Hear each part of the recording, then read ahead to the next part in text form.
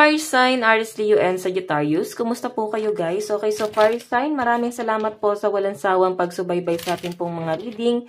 And paalala lang po guys, na ang reading po natin ay general reading lamang. So maaari po kayo guys makarelate, maaari rin naman pong hindi, kaya gawing gabay lamang.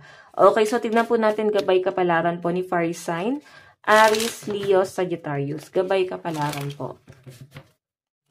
Fire sign, gabay kapalaran mo.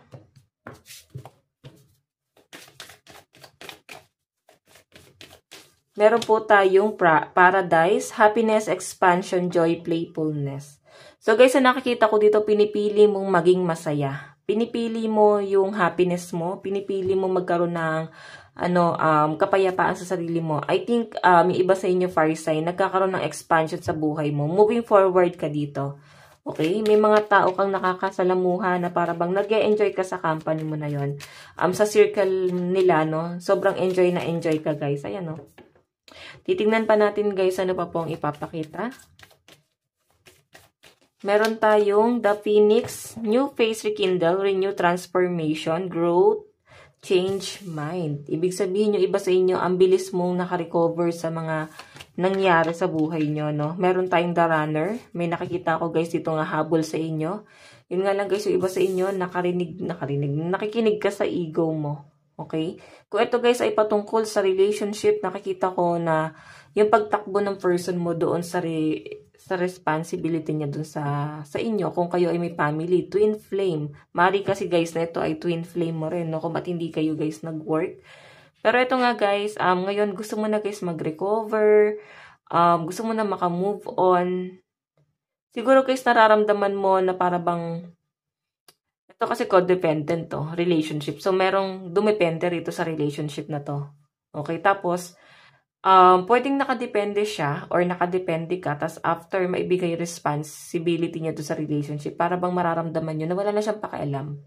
Parang tumatakbo na siya guys. Okay, hindi kanya guys pinahalagahan. So, I think yung iba sa inyo, fire sign, nandun ka na sa point na napuno ka na, parang pipiliin mo na lang talaga yung kaligayahan mo. Pipiliin mo na dito yung sarili mo, no? So, yung iba dito guys, nakapokus ka ngayon sa stability. Okay, kung ano yung pangmatagalan. So, ano ba yung pangmatagalan? So, ayun, business. Focus ka doon. Titignan natin ano pa pong ipapakita sa inyo. Fire sign, Aries, Leo, Sagittarius.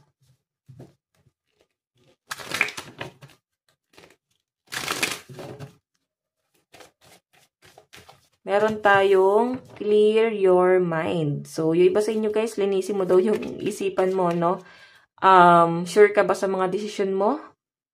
Actually guys, parang sure ka na talaga. Kung sa tingin mo dito ka magkakaroon ng peace of mind, kung ano man tong hakbang na gagawin mo, i-push mo na yan. Okay? Meron po tayong open up to change.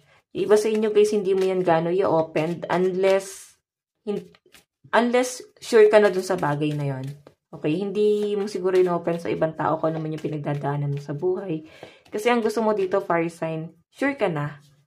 Okay? Sinusolve mo kasi mag-isa yung problema mo. Ayaw mo na may ibang taong nai-stress po sa inyo.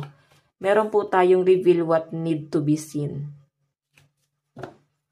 Ibig sabihin guys, doon sa relationship nyo, na-frustrate ka talaga. Kasi ramdam na ramdam mo yung pagiging, pagiging dependent sa'yo ng person mo. Okay, na para bang, na-feel mo siguro na, bakit parang kailangan niya lang ako. Pero wala din yung love. Kasi ayan guys, so tumatakbo siya rito. Hindi niya alam guys kung ano talaga yung love. Hindi niya alam kung ano ibig sabihin nun. Hindi niya alam yung responsibility niya sa inyo. As in, cold, no? So, iba sa inyo guys, ramdam na ramdam mo, hindi to parang haka-haka lang kasi may action, kulang sa effort. So, titignan pa natin guys, ano pa pong ipapakita sa inyo. Yan, kukunin lang natin yung card. Nakakalimutan kong ilabas guys. Okay. Doon muna tayo sa love life. Oops. Love life mo. Love life. Meron tayong 9 of Swords. depression, intense, anxiety, ano pa ba yun? Feeling hopeless. Ibig sabihin, talagang na-down ka. As in, nagkaroon ka ng depression dito sa relasyon nyo ng person mo. Parang feeling mo, initsapwera ka niya. Okay? Naramdaman mo na sobrang bigat eh. Sobrang bigat nung ginawa niya sa inyo, guys. Parang as in, hinayaan ka lang niya sa gilid. Diba? Ayan no, Page of Cups.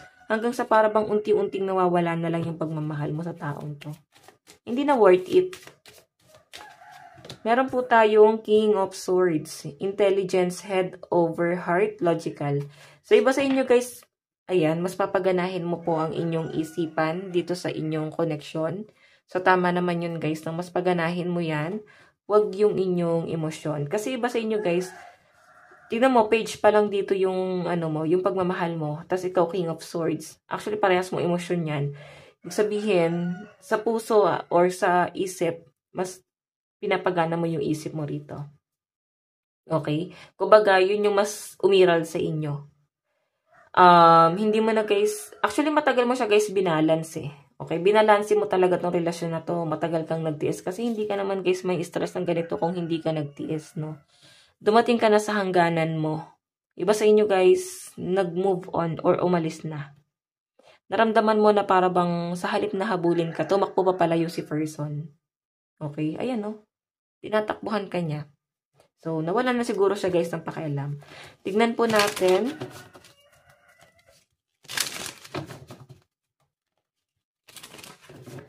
Tignan natin. Pagdating sa inyong kaperahan. Kaperahan po ni Fire Sign.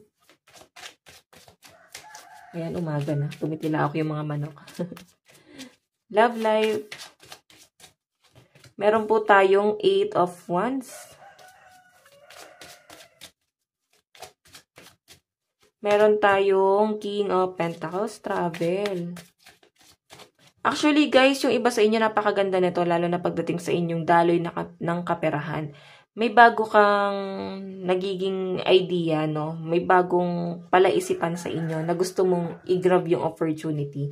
Kasi 8 of Wands, maaring may opportunity or may blessing na paparating sa inyo. Kumbaga, tuloy-tuloy na to guys. Kasi ngayon, mas nagpo-focus ka ngayon sa inyong pinansyal. Ito nga sabi dito, di ba?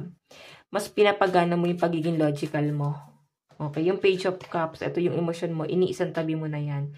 Ngayon guys, pagdating sa pera mo, King of Pentacles, mas pinag-iigihan mo pa sa trabaho, mas kinikip mo or meron kang gustong mangyari. Pagbabago, may nakikita akong pag-iipon, baka may bibiling kang property or pagbabago mismo sa sarili mo.